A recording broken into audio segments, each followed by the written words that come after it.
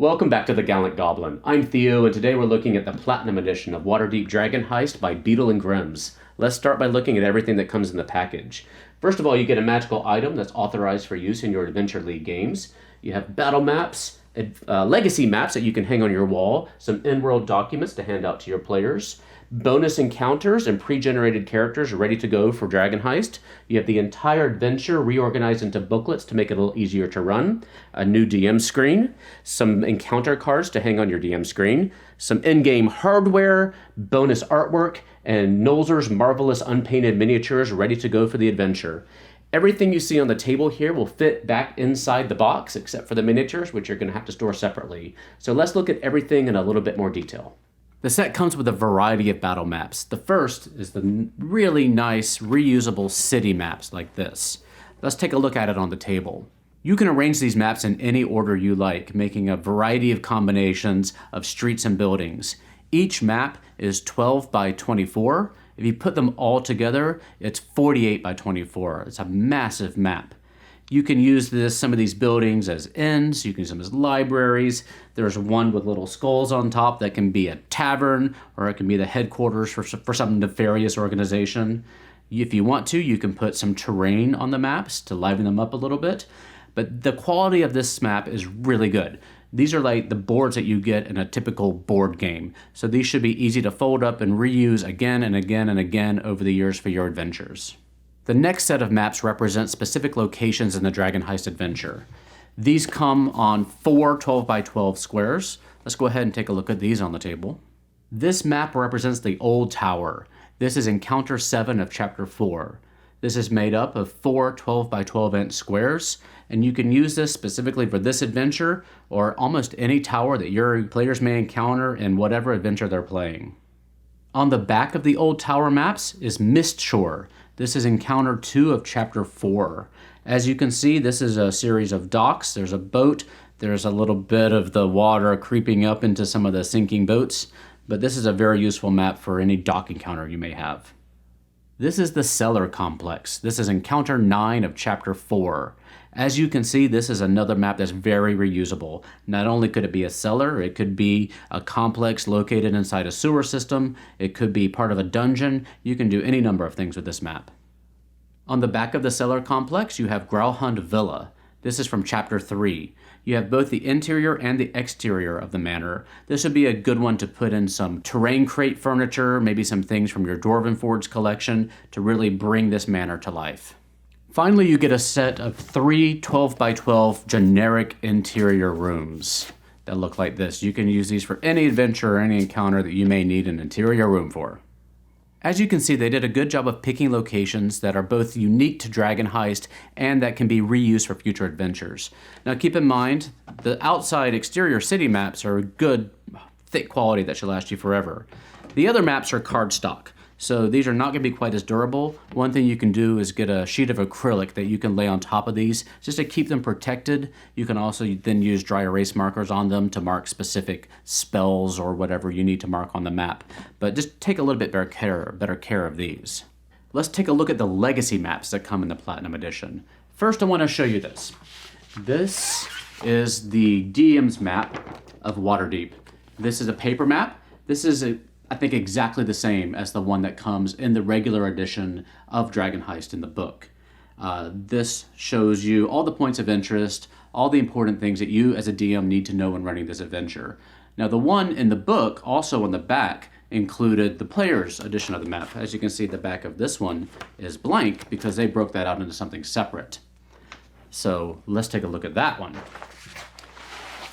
This nice, beautiful canvas map is the player's edition for the Waterdeep map.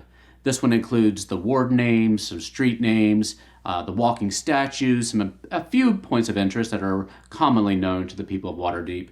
This is beautiful. You could frame this, hang it on your wall, use it forever just as a piece of art. This is gorgeous. Finally, as far as legacy maps go, you have the map of Troll Skull Manor that your players will probably be spending a lot of time in. This is great because it's beautiful. You can hang it on your wall as well. It's also the right size to put it down on your table and run adventures on it, should some mischief break out in their manor. And this is a little bit more beautiful than the functional Dyson map that appears in the original book. This is the Adventurers League item that comes with the set. This is the Trollskull Manor Hearth of Healing, which will turn the fireplace in the tap room of the Trollskull Manor into a Hearth of Healing, which casts a Prayer of Healing at 3rd level for anyone who sits by it for 10 minutes. You can use this in any official Adventurers League adventure, and you can also, if you're not playing Adventurers League, just provide this to your players. Maybe if they complete a quest for a mage, the mage will come and enchant their fireplace and provide this service. This is one of the more exciting things that come in the set. These are the real-world documents that you can present to your players when they get to certain parts of the story. So let's take a closer look. The first one is a broadsheet. This is the Waterdeep Wazoo. There's one for each season. So as you know in Dragon Heist, that the adventure is divided into 4 seasons that you can play out as different adventures. So there's going to be one for each game that you play. And these do a good job of teasing some of the festivals that are going on, some of the characters that you may encounter. It has some different story hooks that you can incorporate into your adventure. So these are pretty fantastic. And you get 4 of them, as I said, one for each adventure. Next, we have the deed to the Trollskull Manor. This is one of my favorite ones, actually. This is chock full of fun, entertaining information. It talks about all of the problems that the players may encounter in the Trollskull Manor, including things like ill-tempered patrons, weevils, rats, the undead, poorly constructed modifications. It's just a real fun read. It also has a list of the various guilds that the players are going to need to make relationships with in order to run their manor. Next, we have the very important Code Legal to keep your players on track while they play through an adventure in Waterdeep. So all the various laws that they're going to have to abide by, or else they'll run into trouble. The next one is Manshoon Sinister List. This is found in his ledger desk in Chapter 8. Next, we have Jaraxel's Confounding Letter. This is found in Chapter 7 of the adventure. This is Istrid Horn's Perplexing Letter. This is found if the players visit Gralhund Villa in Chapter 3. This will lead them on another little excursion. And finally, we have Uday's Brief Note. This can lead your players after they potentially finish the adventure, Dragon Heist. This might lead them back to the Undermountain where they can start the Dungeon of the Mad Mage. So those are the real-world documents that you can give your players to really bring the adventure to life and make them feel like they're part of the world of Waterdeep. Instead of getting the standard hardback book of the adventure, they take the entire adventure and separate it out into different booklets, which makes it easier to just have what you need in front of you when you're playing certain parts of the adventure. So most of it's pretty straightforward. You get a book for Chapter 1, a book that combines Chapters 2 and 3, and then a book that's the beginning of Chapter 4. And that's where things get interesting, because when you're doing the standard adventure out of the book for Chapter 4, depending on which season that your game is playing, you have to jump all around in Chapter 4 to try to find where you are for your different season. So spring may say, start on this page and jump to this page and jump back to this page, and it's very confusing. So what this does is it breaks it out. Each season also, I should say, has a chapter devoted to itself that's the sort of boss chapter, the layer of the boss for that chapter. So here, you get the spring encounters, all in the correct order, so you don't have to jump around, plus Chapter 5, which summarizes the spring adventure. And then, of course, you get the same for summer, and the same for fall, and the same for winter. So it makes running these adventures much less complicated when you're trying to, especially it's the chase part that's supposed to be fast-paced and really move along, so having to jump around in the main book is really confusing. Finally, they have the appendices broken out. You have the magic items, the monsters, and the NPCs, and the general appendices in its own separate book. And you have the very exciting Volo's Waterdeep Enchiridion, which gives you a big overview of Waterdeep, the festivals, the seasons, the various, the history of the city and the important locations. A really fun read for this adventure, and just having this background for any adventure you're running on the Sword Coast when the characters may visit Waterdeep is really nice. So this is a great read. And that's how they present the adventure. The Platinum Edition comes with 5 starter characters. All of these are tied into the background of the adventure, and they all come with a little small magical item to get them started. The first one is a gnome cleric. His name is Gorley Tinspitter. He's a guild artisan background, a devout cleric of Gond. He has a sweet tooth, and his family has a background in baking, but he always liked to more tinker with the ovens and do the actual baking, though he does still have a sweet tooth and he likes his wine as well. Now he belongs to the most colorful order of skilled smiths and weapon forgers, and he comes with a magnifying glass of Gond, which gives him advantage on investigation checks, and he is a cleric of the knowledge domain. Our next character is the human bard. His name is Tanner Hawksley. He has a noble background, and his family has close ties to the Castellanters. He is trusting to a fault and is a sucker for a sob story. He comes with the Hawksley family bloodline necklace, which gives him advantage on death saving throws. Our next character is the Drow Rogue. This one is Vel Nalo, former Zentarum with a criminal background. He is famous locally for being able to break into anything. He ventured down into the Underdark once, where he stole a Chime of Opening, which allows him to cast the knock spell twice before the trinket breaks. So that's an interesting little device. Our next character is a dwarf fighter. This is Rangrim Iron Fist. He's a folk hero.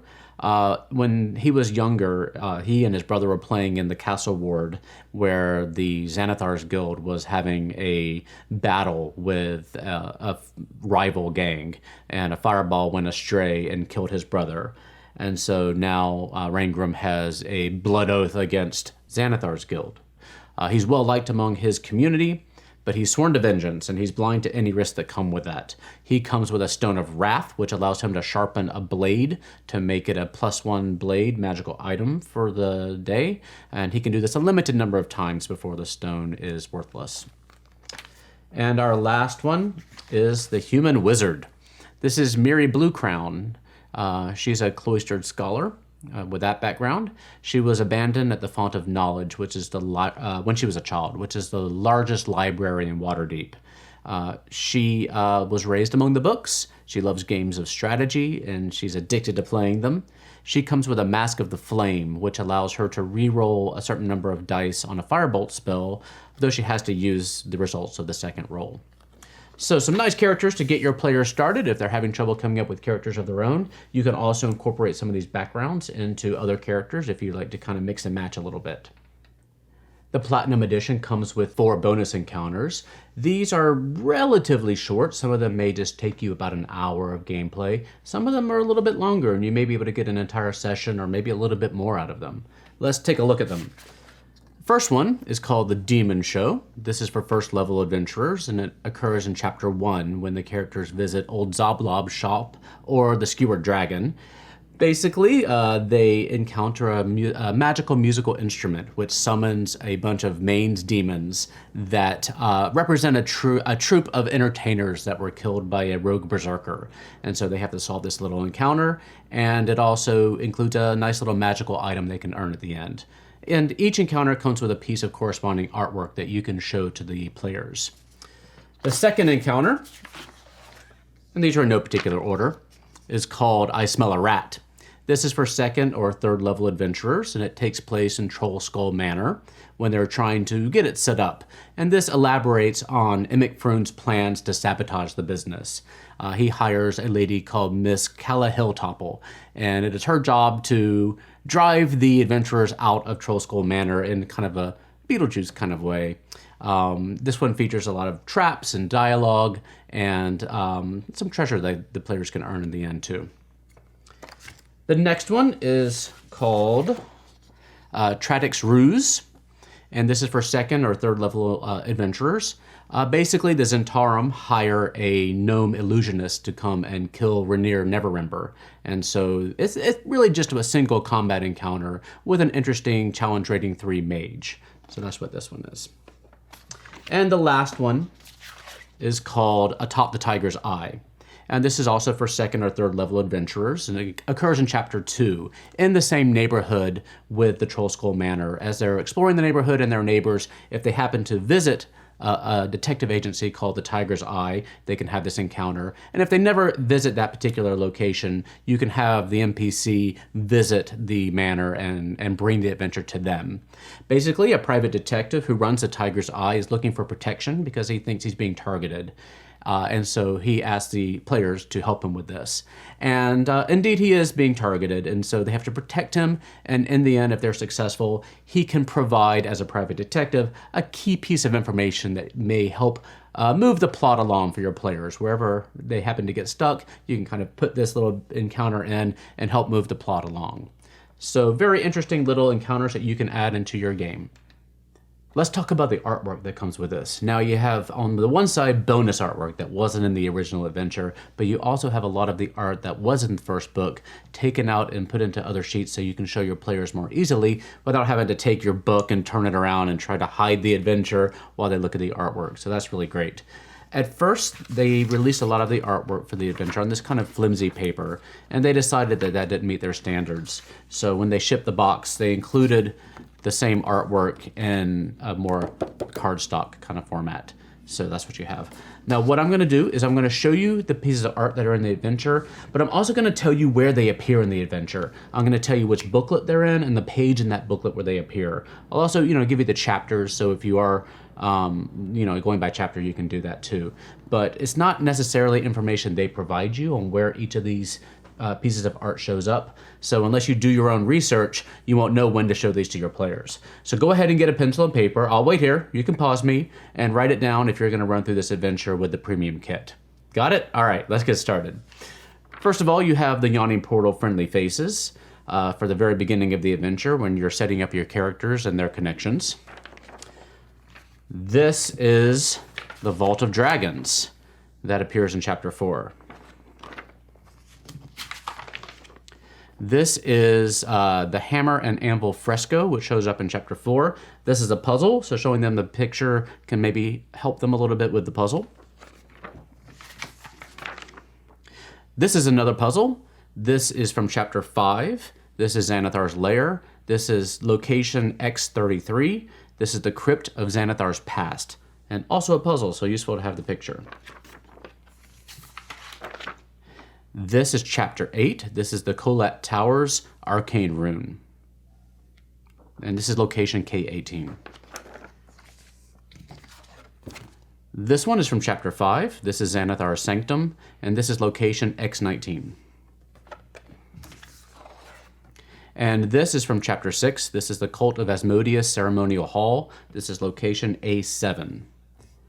So now what I'm going to do is show you the other pieces of art. These are designed to actually hang over your DM screen. So let me pull the DM screen out and set it up and show you what those look like.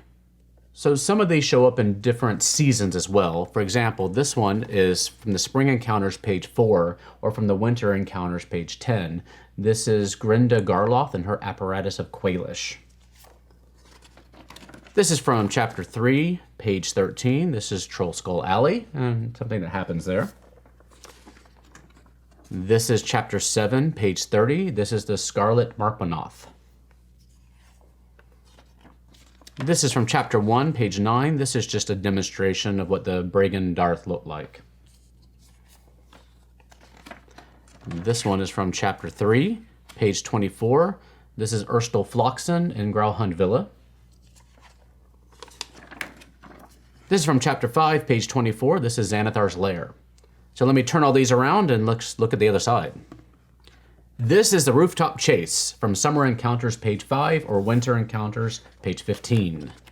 This is Troll Skull Manor when your characters first encounter it, from Chapter 2, page 1. These fine-looking folks are the Castlanters. This is from Chapter 6, page 23.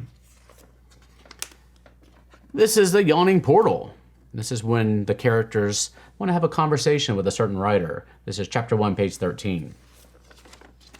This doohickey is a Numblerite detector from Chapter 3, page 17. And finally, this is the Vault of Dragons, Chapter 4, page 5. Now, it's really great to be able to show your players all the fantastic art that they've come up with for this adventure. You are not normally able to do that very easily. Just make sure that you don't pass up a point in the story where you have artwork to show. Make a little note in your adventure a little post-it or whatever so you remember that you have art to show. The Platinum Edition comes with its own DM screen, as you can see here. It shows some fairly high-level views of the city of Waterdeep. This is a vertical panel. This is the standard DM screen for Dragon Heist that's made by Wizards of the Coast. It's the same size as this one, but this is a horizontal screen, so all the panels are horizontal and the information is presented that way. So here is the artwork for this. This is a more street-level view of Waterdeep, of what your characters may see as they walk up and down the roads. Let's come around behind the screen, though, and look at the more important parts of it. On the left, you have the standard list of conditions. On the second panel, you have a list of factions, houses, and organizations. This is color-coded and also provides you information about notable affiliates with each organization. I think this side could be condensed a little bit more to maybe put a little bit more information on this page, but it's useful information for playing the game. On the next panel, you have a list of all the important NPCs in this adventure.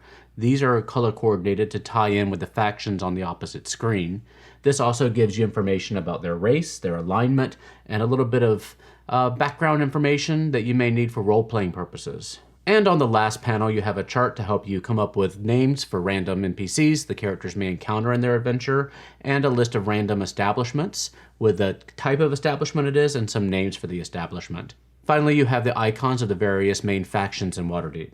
Notable things missing from this screen include the standard cost of living and transportation. Very quickly, just to compare, this is the standard DM screen. This is not included in the special edition Platinum set. But just so you can see, on the left-hand panel, you have the code legal. The second panel are some random encounters separated by day and nighttime. The third panel includes lists of inns and boarding houses by ward and by quality, plus the lifestyle expenses, and a list of taverns and feast halls. The fourth panel includes a list of random items that the characters may pickpocket, and a list of broadsheets and their descriptions.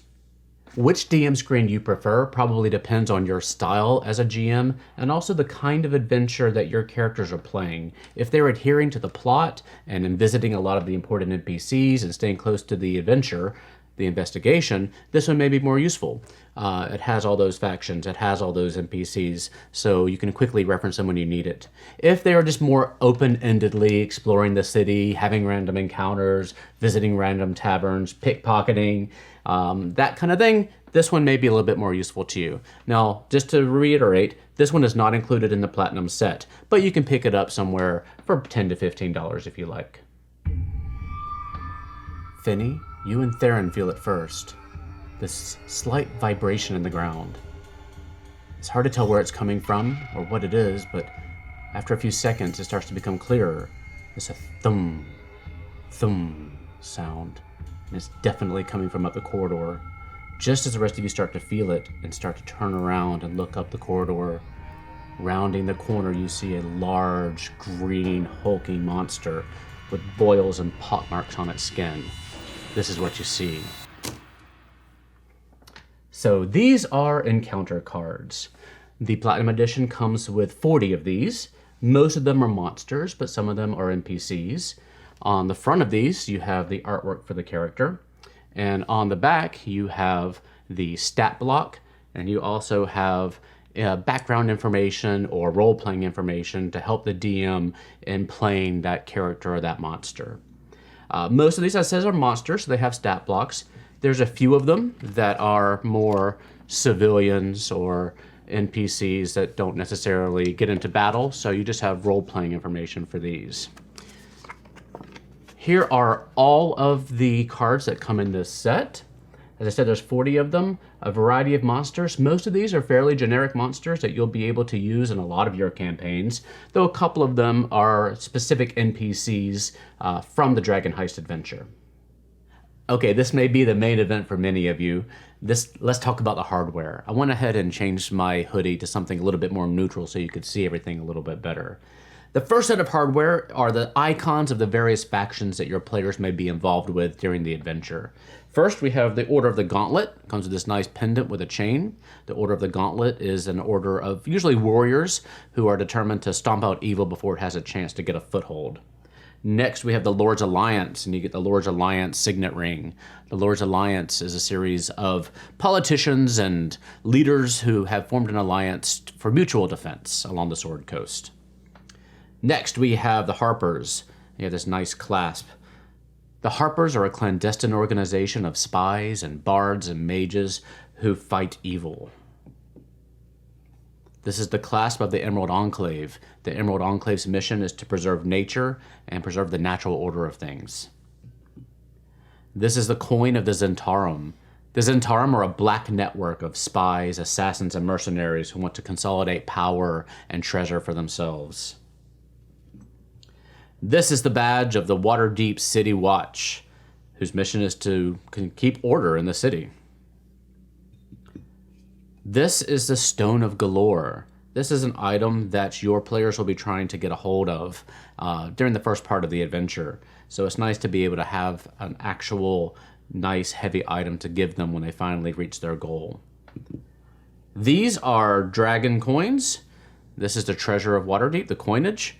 Nice heavy metal coins. And so it's nice to be able to show your players what the coinage looks like when they're trying to collect as much of it as possible. And this is the Troll Skull Tavern cup. You get 4 of these. They're pretty heavy. And the nice thing is you can open these up and they form an actual cup that you can have a toast with when your party has finally established themselves inside the manor and opened up their place of business. Finally, you have a nice Beadle Grimm's little sack that you can put all your hardware into when you're trying to put away for storage to keep everything nice and safe. The quality of all of this is very good. It's all very hefty. It's made of metal. Everything is functional. All these things you can actually wear, whether it's the ring, which feels like a real proper ring, or the pendant, or the pendants that you can clasp onto your clothing. Everything is functional and nice. The coins feel like real hefty coins made of metal. And the cups you can actually drink out of. Though you may want to wash them a little bit first. So the hardware that's included in the set is very nice. The Platinum Edition comes with a sampling of Nolzur's marvelous unpainted miniatures. These are actually things that you can get outside of the Platinum Edition. These are just a few of the ones that are available. We'll probably be doing future videos about the various sets of Nolzur's minis.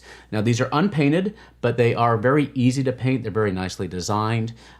They have a lot of detail for when you're painting, and they're pre-primed, so you don't have to go and prime them yourself.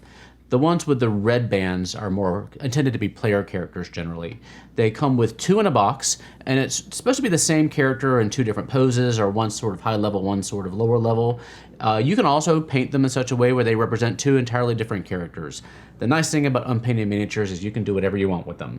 The ones with the black bands are more intended to be monsters, so you can do with them as you like. One thing I'll point out is that this beholder at the end is actually pretty hard to come by. All the other Nolzur's minis are available out on the internet or at your local store, but the beholder is always out of stock and is always really expensive. So this is one still expensive way to get it. We have 2 Air Genasi rogues, 2 human wizards, 2 tiefling sorcerers, 2 dwarf barbarians, 2 halfling rogues, 2 elf rangers, 2 drow, 4 bugbears, 2 mind flayers, and a troll and a beholder. So these were chosen for the Platinum Edition because they're important characters who show up in the adventure. The player character minis can certainly be player characters, but they can also be NPC faction agents that show up throughout Dragon Heist. The monsters are pretty generic monsters that show up in many adventures, so once you get them, you can use them for Dragon Heist or a lot of other adventures you may play. Just as we were finishing up the editing of this video, Beadle Grimm's announced their next product, so I wanted to jump in and tell you a little bit about it. The new one is going to be the Sinister Silver Edition of the Ghosts of Saltmarsh adventure. The adventure itself is supposed to come out in May, and it should be a month later when the Silver Edition will come out. Now this one is going to include at least 12 in-world documents, new battle maps including a reusable ship map. It comes with 30 new encounter cards that you can hang on your DM screen, new hardware including a shark amulet and a pin of a particular cult. It comes with the entire adventure, also reorganized into booklets, and with the art separated out that you can hang on your DM screen like in the Platinum Edition. And it comes with a new specially designed DM screen that has brand new exterior art, and the interior is supposed to have tables and information for all your nautical adventures. It comes with 12 new bonus encounters and 5 pre-generated characters. Now, the Sinister Silver Edition of the Ghost of Saltmarsh is supposed to go for $175, so that's about a third of the price of this. Now, the Platinum Edition came with enough things to fill up this entire chunky box, not including the legacy maps and the minis, which couldn't fit in here. Now, this one seems to include a lot of the same stuff, but it's missing those minis, and we'll see about the quality and the number of pieces of hardware and the legacy maps. But that is the next adventure. Now I'm going to go ahead and show you the conclusion for the Platinum Edition video before I knew that the Ghost of Saltmarsh Edition existed. So here we go. Also included in the package is a code to unlock Dragon Heist on D&D Beyond. Now, this was a limited edition product, and so it's not available for sale anymore. You may be able to find it on the aftermarket, but otherwise the only parts that you can really purchase are some of the hardware pieces that they still have for sale on the Beadle Grimm's website. And of course, you can get the Nolzur's Marvelous Minis on any website or any store that sells such products. But overall, I love this product. I think it's great. I think that Dragon Heist was a good choice for an adventure to make into a Platinum Edition because it's one that you can run multiple times with new villains and new seasons. If you look on the DM's Guild website, there's also new starting chapters so that you can get the adventure off to a fresh start when you want to run it again. Also, a lot of the things included in this set can be used in other adventures besides Dragon Heist. You have the battle maps, you have the miniatures, you have the encounter cards, and even the hardware pieces for the different factions you can use in almost any adventure out there that's set in the Sword Coast. I think if I had any feedback for Beadle and Grimm's, I would like to see everything more incorporated into the reorganized campaign booklets that they make. Right now, you have to do a lot of extra prep work if you want to make sure that you include everything they gave you in this set. So if you want to know when to show artwork, if you want to know when you have in-world documents that you can present to your players, you need to do some prep work to note in the adventure where these things are included. None of that is included in the reorganized adventure that they give you. I think if they could incorporate everything in there and annotate the adventure, if they're going to give you a new format of the adventure anyway, annotate it in there so that you know exactly when to use all the products that come in here. And you can incorporate the bonus encounters in there so you don't skip anything. That would be the most helpful thing if they're going to do future editions. And Beadle and Grimm's have promised that they're going to have future, not only Platinum editions, but apparently lower priced products, maybe silver editions of future adventures. So watch their website, watch their Twitter page to see what they have coming up. Otherwise, I think that this is a lot of fun. If you have any questions or comments or concerns for me, please leave them in the comments below. And you can follow us on Facebook and Instagram and Twitter. We show behind the scenes pictures. We show teases of videos that we're producing. If you have anything that you'd like us to review or to cover, please let us know in one of those ways. Otherwise, I hope you're doing well, and I'll see you next time on the Gallant Goblin.